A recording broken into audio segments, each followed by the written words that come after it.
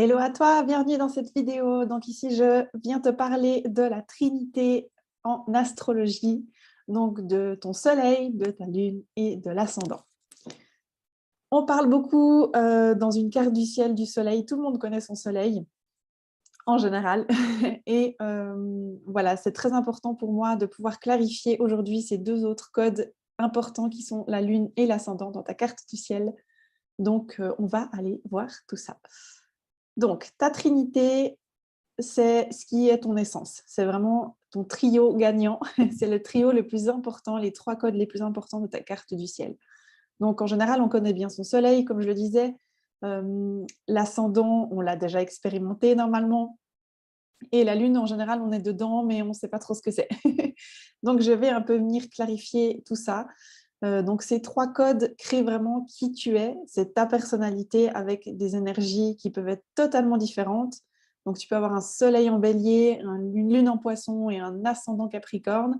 Mais tu peux aussi avoir un soleil et un ascendant dans le même signe, voire un soleil et une lune dans le même signe. Enfin, tout est possible. Ça, c'est des petites subtilités, du coup, dans chacune des cartes, vu qu'on est tous différents et que notre empreinte du cosmos, elle est différente vraiment chez tout le monde. Je commence par la Lune, parce que la Lune, c'est vraiment une énergie très, très enfantine. La Lune, c'est nos besoins. Donc, on l'exprime énormément quand on est enfant, quand on est bébé, et ensuite quand on est enfant. Et si on ne l'intègre pas et qu'on ne travaille pas cette Lune est aussi très présente dans notre vie ensuite adulte. La Lune, c'est ce qui représente toutes nos émotions, notre inconscient et tout ce qui est vraiment monde intérieur et nos besoins au quotidien. Si j'ai besoin d'attention, je pleure. Si j'ai besoin d'affection et que je ne l'ai pas, je pleure. Si j'ai besoin, voilà, etc. Tu comprends? Donc, quand on est bébé, c'est souvent cette lune qui s'exprime principalement parce qu'on a des besoins et qu'ils ne sont pas comblés. C'est vraiment une attitude qu'on ne peut pas cacher, la lune, parce que c'est un monde inconscient, c'est un monde intérieur. Donc, au bout d'un moment, quand tu vis avec quelqu'un, ta lune refait surface très, très vite. Même si tu essayes de la cacher, elle est très, très présente en toi. Il y a un grand travail à faire avec cette lune, comme je te le disais, pour croître à l'intérieur de toi, pour installer en fait une sécurité intérieure et émotionnelle qu'on attend généralement de la part des autres ou de ceux avec qui on vit et qu'on essaye de combler comme ça. Mais plus on devient un parent intérieur et un parent avec nous-mêmes, et plus on peut gérer cette petite lune. Cette petite lune, elle est appelée petite lumière parce que, en fait, avant de pouvoir incarner ton soleil, c'est très important de gérer cette lune-là et de gérer tes besoins. Donc, c'est un parcours. C'est pour ça que je commence par te parler de la lune, parce que c'est elle qui se manifeste énormément en général, surtout si tu es sensible, que tu as beaucoup d'émotions, que tu exprimes ou pas, mais on en a tous. Et les émotions, c'est vraiment le point de départ de notre identité et de comment on vit tous les jours. Donc la lune, elle a vraiment besoin d'être entendue dans ce qu'elle a besoin de vivre, de ressentir, qu'on prenne soin d'elle, etc. Et puis, de pouvoir la nourrir aussi dans toute son imagination, hein. C'est vraiment le monde intérieur, comme je te disais, donc c'est important de pouvoir cultiver ton monde intérieur. Quand tu es petit, bébé, eh bien, tu as ces besoins qui ne sont peut-être pas comblés. Donc, peut-être que tu as besoin d'affection, que tu pleures, que tu te sens triste, que tu te sens abandonné. Et toutes ces choses, si elles ne sont pas... donc, soit tu vas vers ta maman, tu cours vers elle et puis tu demandes l'affection, soit tu es plutôt réservé et tu pleures en attendant que ça arrive. Et puis, si les besoins ne viennent pas, on ne vient pas combler ces besoins que tu as en ce moment même, eh bien, on a tous, en fait, développé des comportements pour gérer ça. Donc, très basiquement, par exemple, quand on est triste, si personne n'est là pour nous réconforter ou pour nous écouter, voilà, etc., eh bien, c'est là que se crée souvent, c'est là que tu manges, par exemple. L'émotion, en général, quand on ne la gère pas, qu'on s'ennuie, qu'on soit triste, qu'on soit fâché, Quand il y a une émotion qui n'est pas comblée, parce qu'on n'arrive pas à l'exprimer ou parce qu'on n'a pas ce qu'on a envie, eh bien, on peut se remplir pour essayer de cacher ça. Mais ça dépend vraiment de où est ta lune. Ça, c'est très lune en eau. Donc, si tu as une lune en poisson, une lune en cancer ou une lune en scorpion, il y a beaucoup de fuites émotionnelles parce que c'est difficile à gérer. Si tu as une lune en feu, ben, il y a plus de chances que ce soit de la colère et puis que du coup, que tu sois triste ou en colère, tu partes en mode moi, je m'exprime, regardez-moi, j'ai besoin d'attention, coucou, je suis là. Ça, c'est plutôt les lunes en feu, donc bélier, sagittaire et lion. Vraiment, c'est des énergies qui ont besoin, voilà, une lune qui a besoin d'être vue. Les lunes en air, c'est plutôt au niveau mental. Et les émotions peuvent être un petit peu compliquées à gérer, ce qui fait que si ce n'est pas comblé, tu peux te mettre à réfléchir si tu as une lune en air, donc Gémeaux, Verseau et Balance, et puis te distancer énormément de tes émotions au niveau corporel pour, c'est aussi une sorte de fuite finalement, pour pas trop les ressentir, et puis partir dans autre chose. Tu vas aller lire, tu vas aller discuter avec quelqu'un, tu vas un peu fuir ça, pas trop écouter ce qu'il y a à l'intérieur de toi. Et puis les lunes en terre, eh bien, donc en taureau, en Capricorne ou en Vierge, c'est plutôt des lunes qui ont besoin de sécurité, ce qui fait que ça dépend comment tu crées ta sécurité. Hein. Ça peut être matériel, ça peut être je me plonge dans le travail, comme ça, je me crée des responsabilités. Mais c'est tout des fuites, ok? C'est tout. On est tous en train de fuir d'une façon, parce que ce qu'on ressent, c'est trop puissant et que c'est pas comblé. Donc, comme je te disais, vraiment, la lune, mieux tu la connais dans ton code de ta carte du ciel, et mieux tu peux devenir ton parent intérieur et te structurer. Et le code magique pour cette lune, la clé, en fait, c'est de te saturniser. C'est d'utiliser Saturne, Saturne est une planète très responsable qui te met des limites. C'est vraiment être ton parent, comme je te dis, intérieur, et te dire non, maintenant j'arrête de faire ça, je passe à autre chose, ou maintenant j'ai besoin de dire ça, donc je le dis à la personne. Toujours avec bienveillance, toujours exprimer tes besoins le plus possible de façon bienveillante. On ne lit pas dans les pensées des autres, donc des fois tu as des besoins, tu penses que les autres sont au courant de ce que tu as besoin, mais en fait pas du tout. Non, chacun est dans son petit monde, hein, donc vraiment ose t'exprimer, mais fais-le toujours avec respect et parle en jeu. Et voilà, demande ce que tu as besoin. Si tu as besoin d'affection, demande-le. Si tu as besoin qu'on t'écoute, demande-le.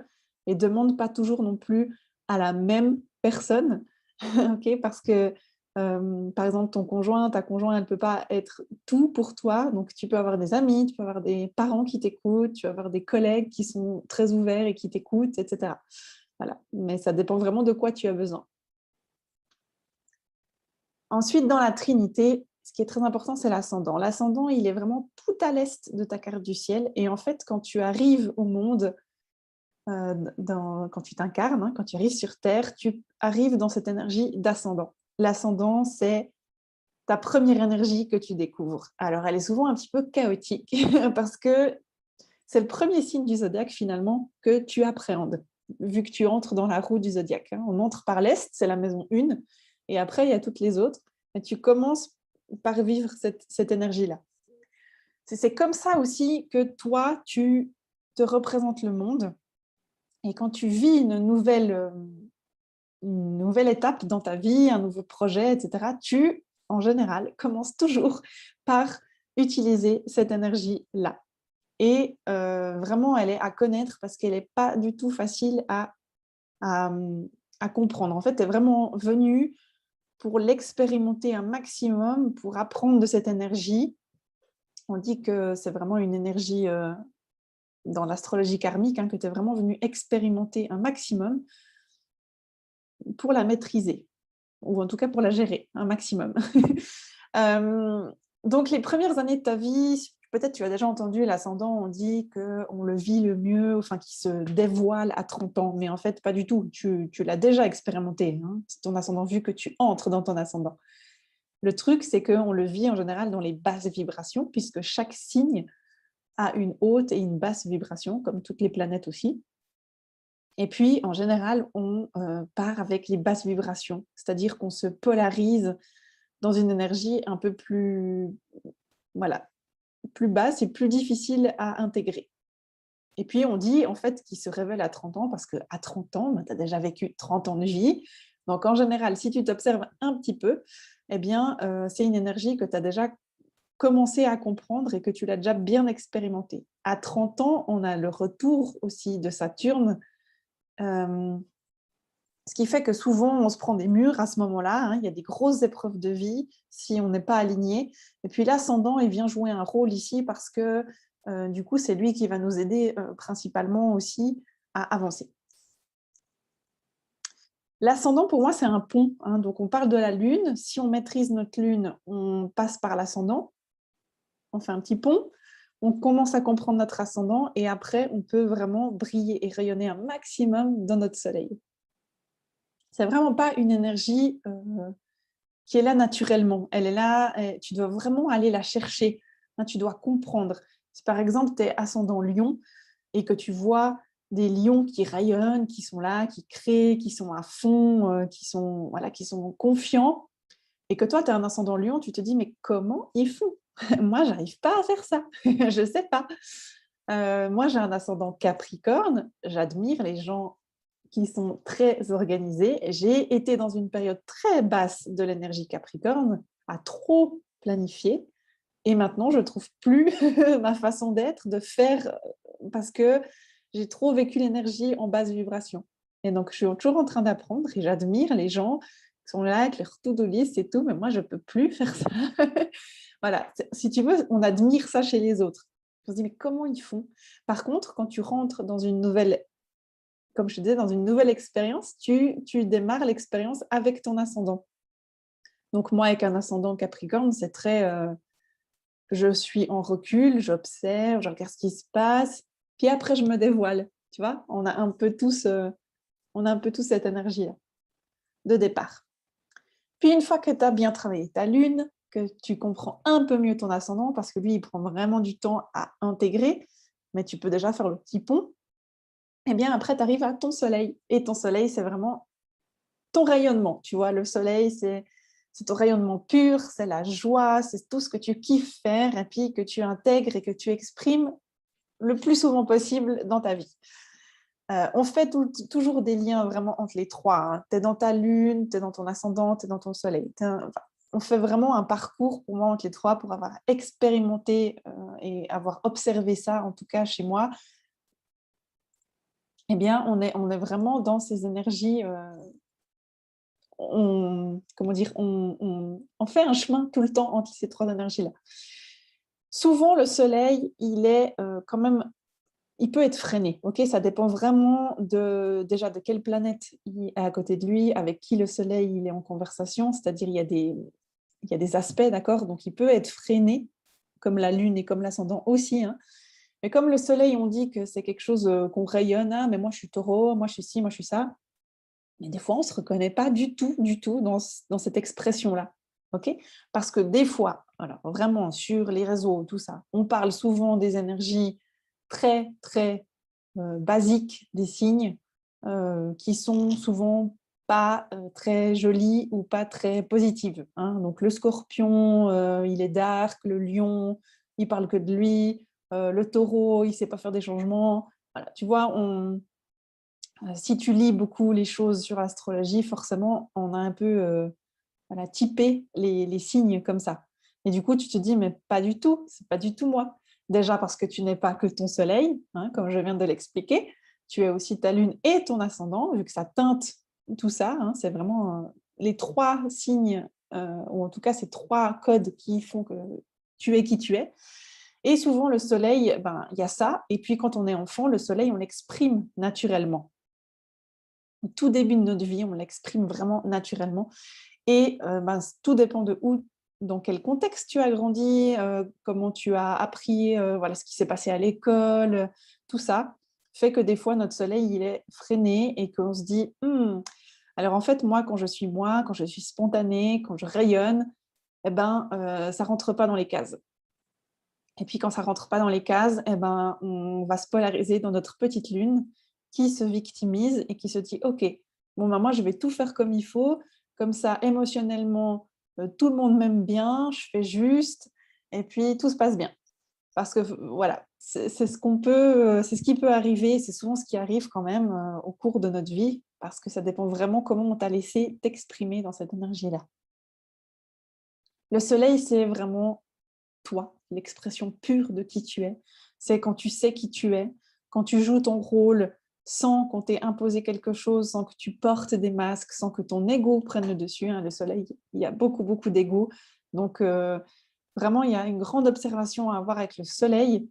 Plus tu as de motivation et de joie en toi chaque jour, plus tu es dans ton soleil. Et il y a des jours où on est dans notre soleil, et puis d'autres, pas du tout. Et ça, c'est voilà, c'est comme ça. Il y a des moments, ben, les énergies aussi, hein, des transits du moment du cosmos sont très importantes et elles influencent forcément nos codes. C'est vraiment une énergie hyper puissante qui n'est pas toujours simple à aller chercher, hein, mais vraiment, c'est ton rôle ici, c'est d'aller incarner ton soleil. Le soleil, normalement, c'est une énergie qu'on n'a pas besoin d'aller chercher. Elle est naturellement là. Mais comme je te dis, elle peut être un peu brimée. Je vais aller juste dans les énergies simples. Donc, si tu as un soleil en eau, dans un signe d'eau, hein, voilà, c'est vraiment que tu rayonnes avec tes émotions, avec ce que tu ressens et avec ta famille. Okay, c'est vraiment, tu passes par les ressentis. Si tu as un soleil en feu, tu as besoin, tu rayonnes quand on te voit. Ce pas des besoins, pardon. Les besoins, c'est la lune. Tu rayonnes en utilisant toute ton énergie, ta créativité, en étant spontané, en allant dans des aventures, tout ça. L'air, eh bien, tu rayonnes en communiquant, en partageant, par exemple, en enseignant aux autres, en apprenant, toi, des choses nouvelles. Plus tu es avec des gens, plus tu rayonnes, plus tu kiffes parler, tu kiffes apprendre, etc. Et ça, souvent, c'est quelque chose à développer, hein, parce que des fois, prendre la parole, c'est quelque chose qu'on n'a pas eu la place de faire. Et on peut se parler très fort intérieurement ou parler qu'avec certaines personnes. Mais voilà, tu es amené à rayonner et à parler avec tout le monde.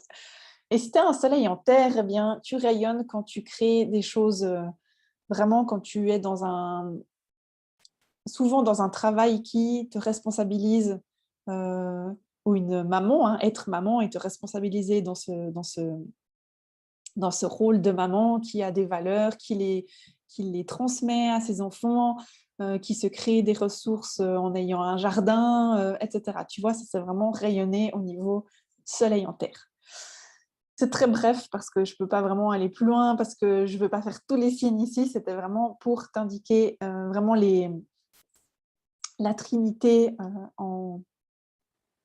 en résumé. Donc, j'espère que ça t'a parlé, qu'il y a des choses qui ont fait tilt en toi avec cette petite présentation. N'hésite pas, si tu as des questions, à commenter, à venir me suivre sur Instagram, tout ça, tout ça. Et puis, ben voilà, je te dis à tout bientôt et merci d'avoir suivi cette leçon.